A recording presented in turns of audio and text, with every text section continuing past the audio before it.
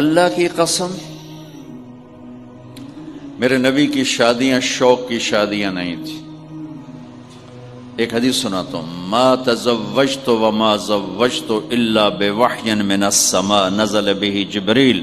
سن لو لوگو، میں نے جہاں شادی کی، میں نے جہاں بیٹی دی، پہلے آسمان سے وحی آئی، جبریل لے کر آئے، پھر میں نے شادی کی. تو یہ شوق کی شادیاں نہیں ہیں، زندگی سکھانے کی شادیاں ہیں.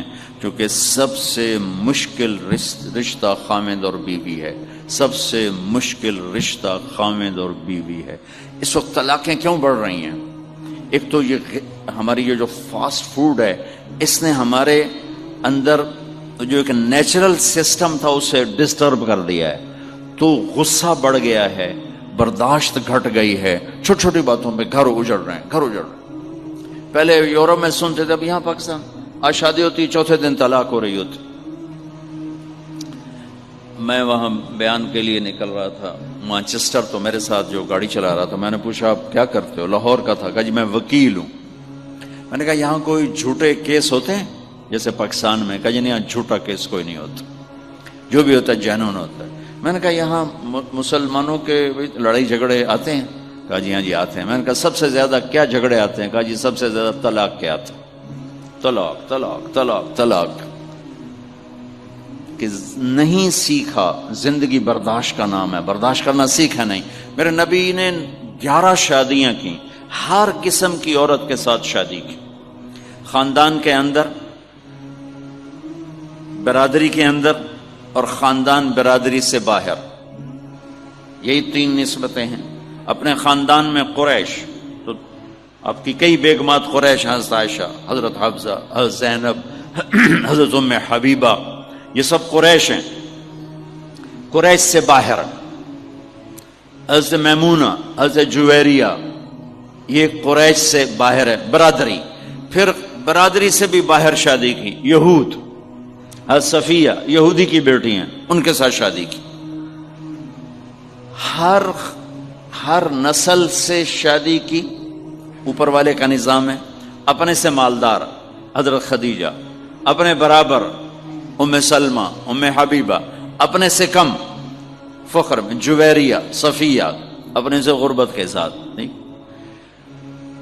عمر سے بڑی کے ساتھ شادی کی حضرت خدیجہ. ہم عمر کے ساتھ شادی کی حضرت سودا. عمر سے کم سے شادی کی حضرت عائشہ. بیوہ سے شادی کی حضرت خدیجہ. مطلقہ سے شادی کی حضرت زینب. کماری سے شادی کی حضرت عائشہ. جتنی بھی نسبتیں کسی عورت کی بن سکتی ہیں، ان سب میں اللہ نے آپ کو استعمال کر کے زندگی گزارنے کا طریقہ سکھایا. تیز مزاج کے ساتھ شادی کی حضرت حفصہ رضی اللہ تعالیٰ عنہ، مزاج میں تیزی تھی. حضرت عمر رضی اللہ تعالیٰ عنہ کی بیٹی، مزاج میں شدت تھی، زندگی گزار کے دکھایا.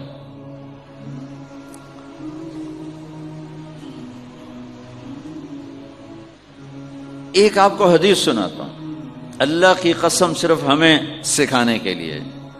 جس ہستی نے اللہ کو آنکھوں سے دیکھ لیا ہو، اس کے لیے عورت کیا چیز ہے، دنیا کیا چیز ہے. میرے نبی کا معراج کے بعد دنیا میں واپس آنا سب سے بڑا مجاہدہ اور قربانی ہے. جنت میں اللہ ہمیں نصیب کر، جب اللہ کا دیدار ہوگا تو اس کے بعد اللہ کی قسم جنت والوں کو جنت بھول جائے، عورتوں کو خامد بھول جائیں گے، خامدوں کو بیویاں بھول جائیں گی، اور جنت کی ہر نعمت بھول جائے گی، صرف اللہ کو دیکھنے میں گم ہو جائیں گے. اور میرے نبی اپنی آنکھوں سے اللہ کو دیکھ کر آئے ہیں. ٹھیک ہو. اب ایک حدیث سنو.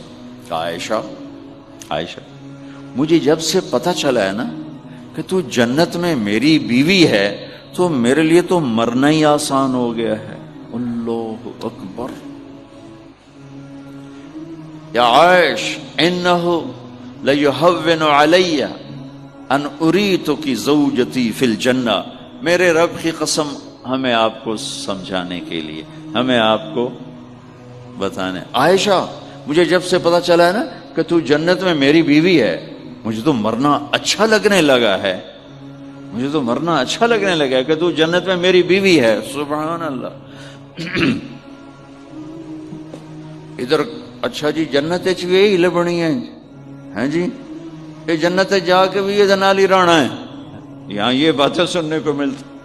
اور میرا نبی کہہ رہا ہے عائشہ مجھے پتہ چلا ہے کہ تو جنت میں میری بیوی ہے تو میرے لیے تو مرنا ہی آسان ہو گیا. سبحان اللہ، کیا خوبصورت، اللہ کی قسم یہ دلداری تھی.